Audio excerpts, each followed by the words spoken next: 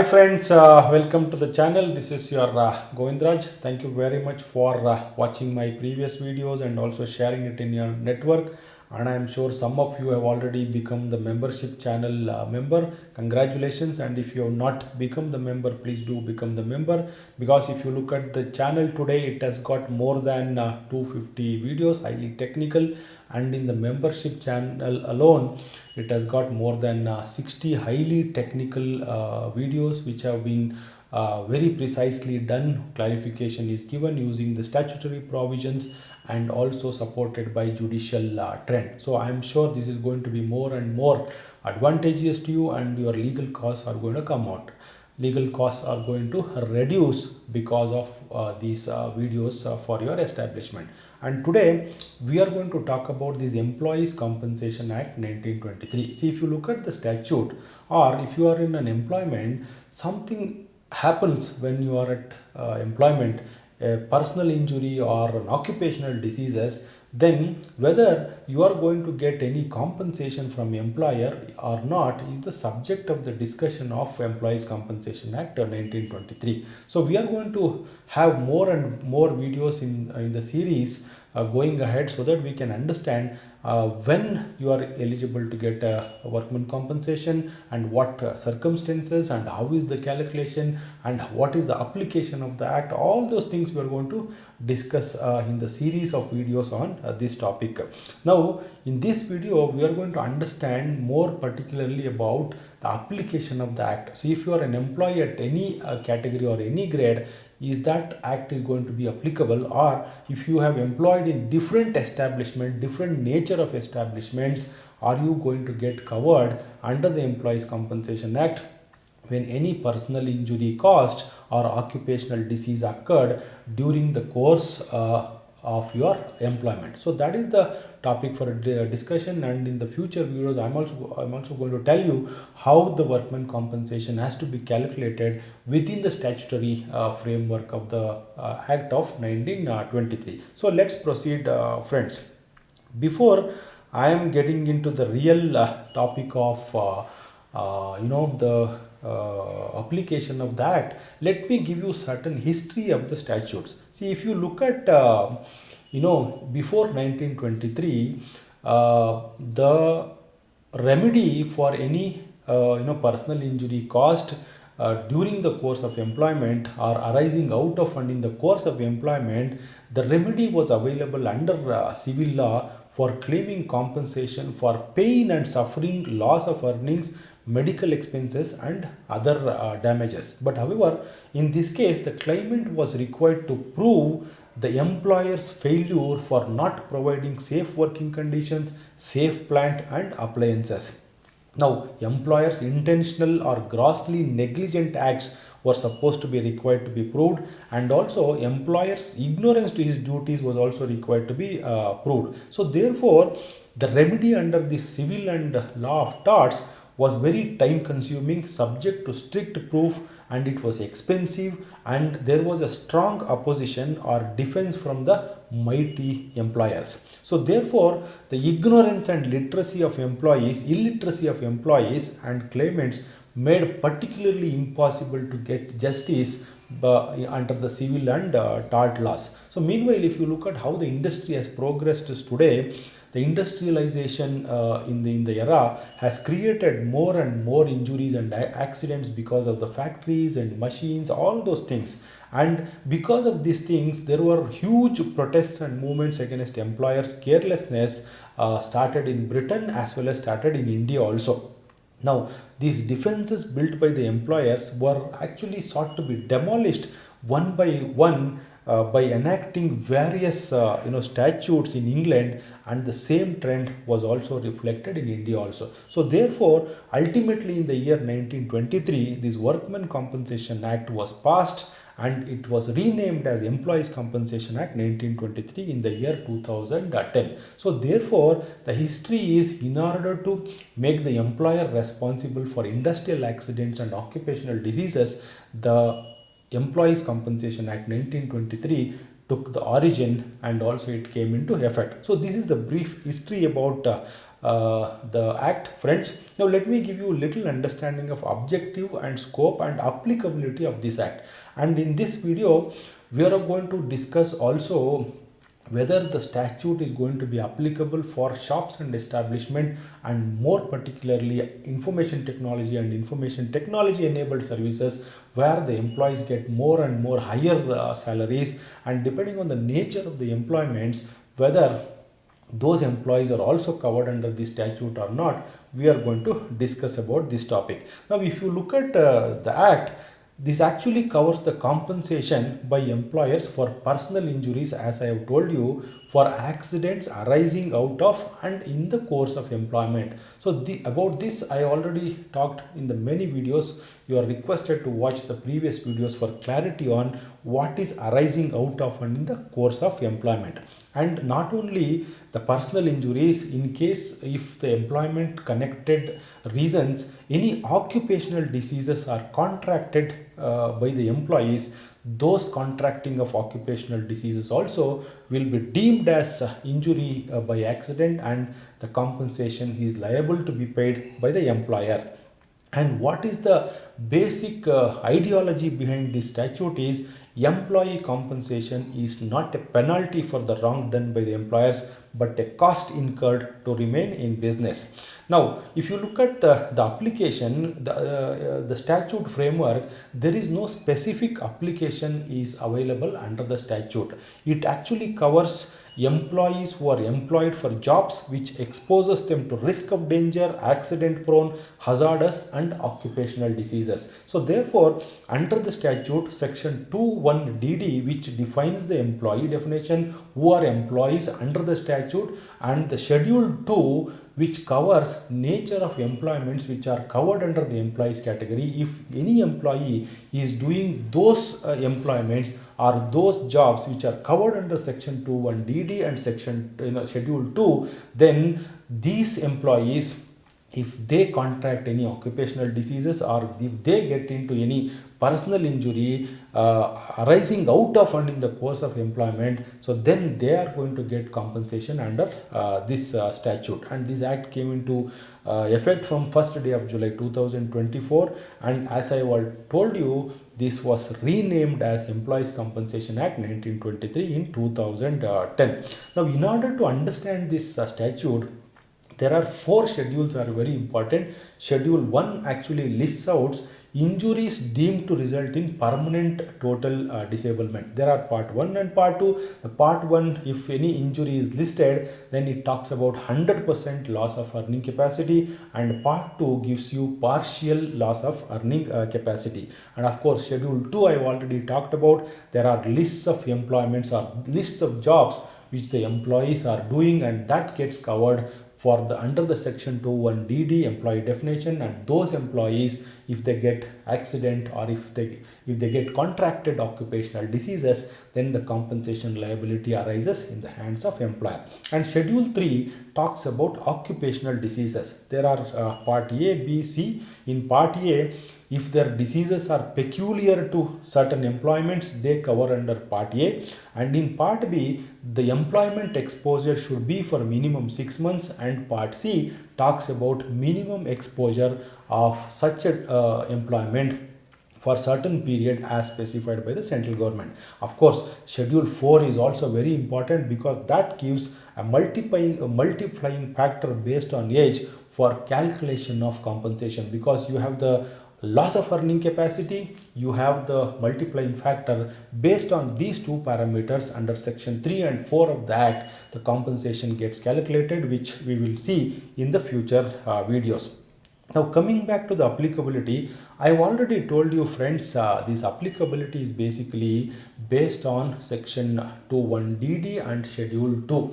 There is no application in the act. For example, it applies to certain kind of establishment, or there is a manpower threshold. These things are not available. If any employee is covered under section 21DD and the employment categories which are covered under schedule 2, then if they get into any personal injury by way of an accident or occupational diseases, in the course of employment, so they will get covered under the statute. And normally, if you look at section schedule 2 and section 21DD, these employees who are working in railway and railway mail services, ships, aircrafts, motor vehicles, factories, dock and ports, petroleum and natural gas, blasting operations, watch and ward, all these kind of establishments are going to get covered, or these employments are going to get covered under the statute of 1923. So therefore, this is not based on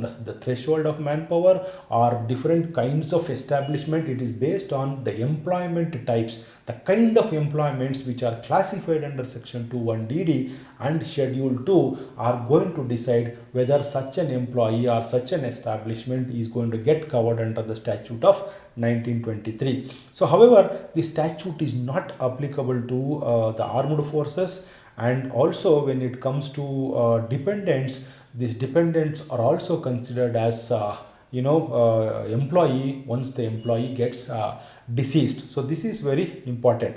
Now, having given this brief background, now let's briefly look into it whether it is applicable to shops and establishments. Because now if you look at section 21DD and schedule 2, there is no employment types which are mentioned, which are kind of shops and establishment, and also like IT and ITEs establishment, there is nothing is available. So therefore, we have to look into the provisions of the act and conclude this chapter. So in this way, there are two ways of looking at coverage for shops and establishment employees. Now the first way is to look employment's coverage in the statutes. Now if any employee working in shops and establishment is either covered under section 21DD or schedule 2, all such employees will succeed to compensation if the personal injury caused during the course of employment or any occupational diseases contracted for such employees. So this is the first way of looking at it. So therefore, let's look into the section 21DD. So this is the definition which I am showing you, and my attention is also goes to the subclass C and D. If you read it, a person recruited as driver, helper, mechanic, cleaner, or in any other capacity connected with motor vehicle. So if the shops and establishment has engaged motor vehicles and any employee is hired to as a driver or helper or mechanic or cleaner or in any other capacity related to motor vehicle, then such employees in the shops and establishment are going to get covered under the Act of 1923. The next category in the definition which attracts is a person recruited for work abroad by a company. If any ITEs company or any other shops and establishment, if they recruit for people to depute outside of India, then such people are also going to get covered under the statute. Because if you read this subclass D, a person recruited for work abroad by a company, and they are separated by a comma, which actually symbolizes separate lists of coverage. So therefore, that interpretation is very important for understanding. Now coming back to entries in schedule 2. See, if you read the in schedule 2, there are many entries including factories, loading and unloading, mines, plantations, all those things are available. But the common understanding is, if the shops and establishment carries out any activities listed in the schedule and employees are engaged for such activities, all such employees by default of shops and establishments are going to get covered under the act. So for example, there is an entry called watchman. Okay, if there is a watchman or the security guard is appointed for the shops and establishment, and if they get into any accident during the course of employment, the act comes into help. Now there is a loading and unloading activity happens at the establishment, construction activity happens at the establishment, and these kind of categories of employment, if establishment gets into it, then by default, based on this interpretation, so they are also going to get covered under the act for workman compensation. So this is one way of looking at the application for shops and establishment. The second way is to check with state shops and establishment acts, which whether they have made the application of Employees Compensation Act to employees of shops and establishment in the states. So that is very important. So there are many states and also each state has got their own shops and establishment acts. This is a state led statute. So therefore, in order to understand the application of this act to all the employees of shops and establishment, you have to look into your a state statute on shops and establishment. I have taken two examples. One example related to Karnataka Shops and Establishment Act, Karnataka Shops and Commercial Establishment Act 1961, and my attention is drawn to section 22. And as per section 22, the Workmen Compensation Act is mutatis mutandis, applies to employees and employers of shops and commercial establishment. So this mutatis mutandis is nothing but as if the same is applicable to shops and establishment employees as of Workmen Compensation Act 1923 is made applicable to shops and establishment, irrespective of whether they are covered under the schedule or under section 21 DD. So when I am talking about employee definition for the coverage under Workmen Compensation Act, I'm going to read the employee definition under shops and establishment of Karnataka and decide whether that is going to be applicable or not, and not section 21 DD and the schedule. So that is very important. I'll also give you the legal judicial trend for this interpretation. Now the second example, I have taken Telangana State Shops and Establishment Act 1988. The same kind of application is also made in this case. So in order to understand for your state, as I have told you, you have to look into your state statute and see if there are any such application is made. Now coming back to the judicial trend, the Honorable Bombay High Court held this matter whether the employees who are working in shops and establishments have to prove whether they are workmen under Workmen Compensation Act 1923 as detailed in section 21 DD or schedule 2 or every employee who is covered under shops and establishment employee definition are going to get the compensation in case of accident or not, was the subject of discussion in the case of Kulkarni versus Executive Engineer on 11th January 1994. And based on the provision in the Bombay Shops and Establishment Act 1948, because the Bombay Shops and Establishment Act 1948, which was in force before 2017, had a similar provision of application of Workmen Compensation Act 1923 to the shops and establishments in Bombay. So therefore, depending on that provision, the court held that when the statute provides specific application of the act, all categories of employees employed in the establishment are deemed as workmen under Employees Compensation Act 1923. So therefore, the understanding is they need not to prove that they are workmen as per section 21 DD and schedule 2 of the statute. If they are employees under the Bombay Shops and Establishment Act, all such employees are going to get covered under the statute of 1923. That is the interpretation which the Honorable Bombay High Court gave in the case of